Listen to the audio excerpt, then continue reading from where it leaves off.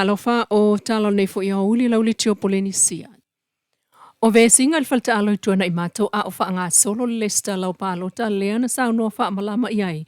Le komisina le ofisa pālota le sunga tole Fort John Stanley le mena tupu male mafo anga. O le whawhitau la le ngā kūra i mai. O le ungari, ia wawak ngei, ma le usol ka malo. Ia, o le ngā siake kuruma iga ko pepa hui verify ai. Ia le apone o kumalato. Whakongula ia le au whainga wenga i le whainga wanga i kukonga le skala. O ngai leo ato pita. Ia wala whaupu ma mawha le au whainga wenga. Upu tau whamata. Ia o le ngārang kura i mai ai. Lo whape me tūla whono. So se tangata whaalawe lawe ina le ngā luwenga le komisina. Po i lato ua tua fia whaatino ngā luwenga. E mō lia i laro tūla whono. Ia pio le se inga na. Ai ma fua lawa i le leo atu tangata i le atu ala tu pepa i mō mia. Taimi nei o lo umi lava laina il fale o whaiai le stala. Mai ua sili el se fulu a whetangata na le stala mai sota inga tele vavi. Ua sa valivali atu le iwa se fulu a whetangata anu ua uma o na whai le stala. E au fiai mai latou. E lata ele lua se lau mai tu malo e lua i upolu nei. O lo tanga i ia le ofisa pālota il soli tu la fono na whaatino e latou le stala. E pe o le avatu le ofisa whaaitu malo e whaatino ane ai. E se lau sulfitu afe lua se lau lua lima tangata pālota e tau ona filiina le malo fau o le pālota o loma peitai. Ua tusa o le valu sulvalu afe fitu se lau o nono i le teimi nei wa umana le stala po o le fitu se fulu ono pasene o le whaita wa whai. Lona winga, to e lua sulvalu afe wha se lau lima iwa o lo toe po le lua fulu wha pasene.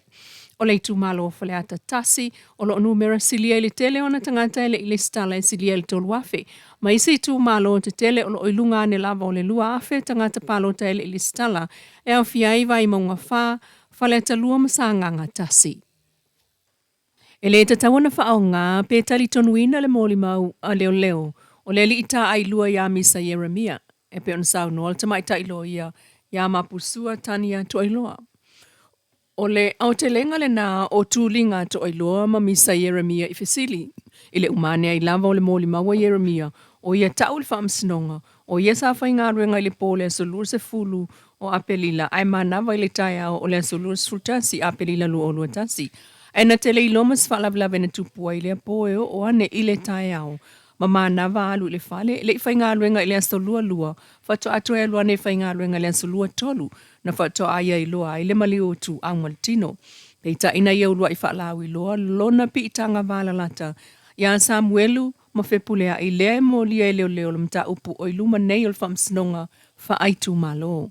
O Samuelu o lona nephew ai o fepulea ai o lona tausonga o latou umai a inga mai malai sa longa sa le longa.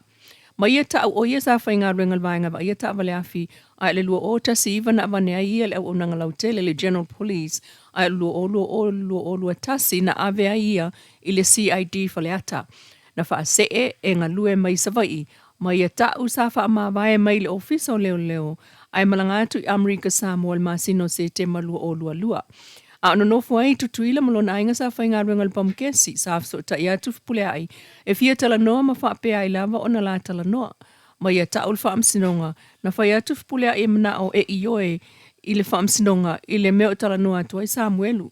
Mai a ilo ai, o mea wha faule mta upulea, mai a tau i afpule ai, wa uma o na avela na tursi i leo leo le mta upulea, mai a tau sa latou feilo i fo i mafpulea ai, i le fale tali malo roi au sange, ma ese i loa latou tala sa fai, ai naru lof pulea i falta ele, wala au sange i lona ainga i avane sa latou me tau sami alu loa ia vili mai le ofisa o leo leo, e tau mai iai o mea fau lea e fain. Pei ta ina faali ane i lumol wha amsinonga wha tala noanga i lunga o text, e le aini tala e wha amaani ai upo Yeremia. Peita isa wha awau lawal whamtalanga wha tautoa Yeremia, ma ia fola o lo tuu lawalo na lima i lungol tuspa ia e tautalai, ma ia to e tau i le lo ia Samuelu, sa whai ngā ruenga le pō o le aso lua se fulo a pelila, na tele i loa se whaalawe na tupu, ma ia tau tū lava o tele i iai le taimi na tupu o le whaalawe. E o lava i leo na ngā lulu e le mta upulea, na tele i loa foi, vanga na ai le ingoa tasina ia tawane. Mata watu ia lelo ia Samuelu Miss Catherine. Ele ai mani wha maunga o avane leo e ilo ai, aso na enga lue ai, le ai fo i ma se notebook e ilo ai. Ma ia tali, o mea nao notebook na as wha manatu ai le avane il wha masinonga, toi whaamanatu iai e Miss Catherine le tā ua o notebooks e le pui pui ngole leo ai o taimi whaapene e o oimta upul whaamsinonga.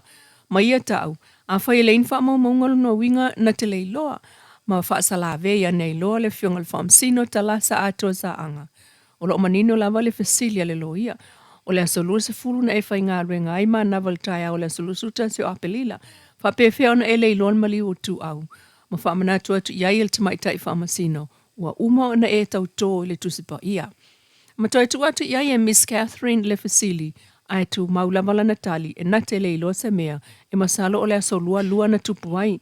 Ma ta atu iai le loia Samuelu, e le tau lia lau tali, awa tangata uma lava sa whai ngā luenga, ma whaamtalanga leo uma, ua uma atu o le pō le asolua sifulu.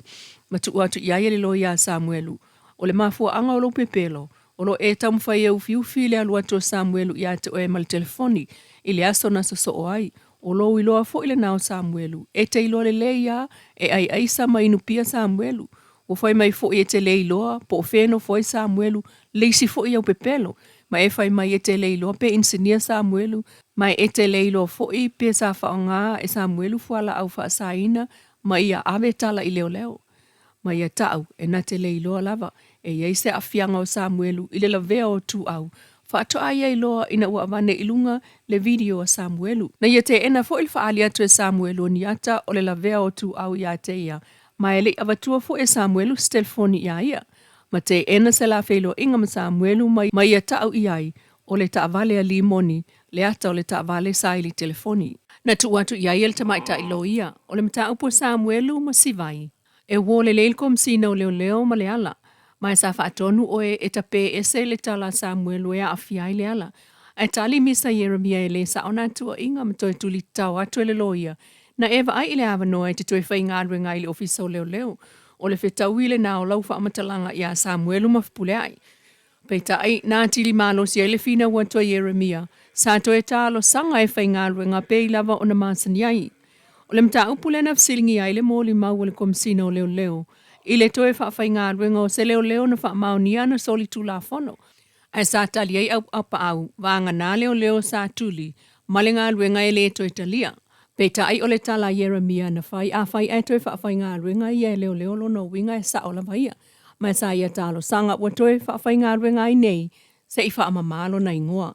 Ma toe wha mnato tu i ai le lo ia Samuelu, e le tala whea ngai le nā tūlanga. Awa sa wha mao ni au mō lianga e lima le wha tinonga o ngā ruenga wha leo. Ma ia tali, o mea nā wha loto i whale, ai le wha lau te leina. E te mana tua le lisi o mō lianga wha mao ni au pe a wha ali atu.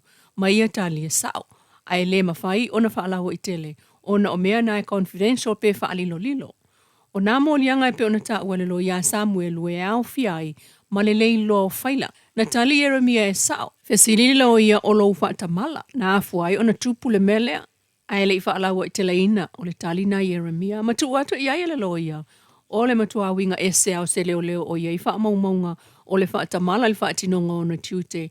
Ai o se tangata o ia i se wha mtalanga mana o mia e leo le taiminei. Ma talo sanga e mana o e sau e whai ngā luenga e wha mamalo na ingoa. Male wha moe, whaile wha mtalanga wha sanga i apule ai. Ma le a mana i ai loa u mataleanga. O le mea le nā, o lo o mana o mia e leo mai a te oe. Pei on tu atu iai e Miss Catherine, na tamaita i loia. Pei ta ina te ena Jeremia nā tā la le loia. Nā toe tuli loa lava LKC Richard Marchand o tula e mo Samuelu ma sivai le moli maua leo.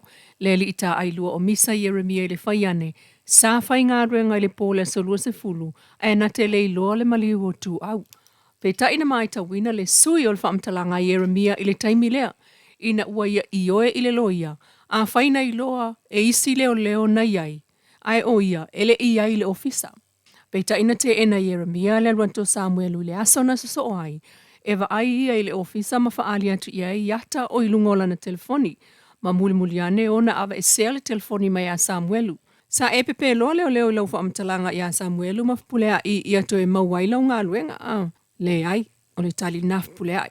Ma ta ua tu fo e le loia i ate o e whapulea e maasani o na malanga i tutuila, mai sa alua tu e whaamautu ma ta upata wawa no whai ngā luenga, ai sa tau su e sa ngā luenga, wala ta ina umalo pe mitai Amerika Samoa, na sa e tala noa i a roi a wā sa fia maua sa wawa no whai ngā luenga.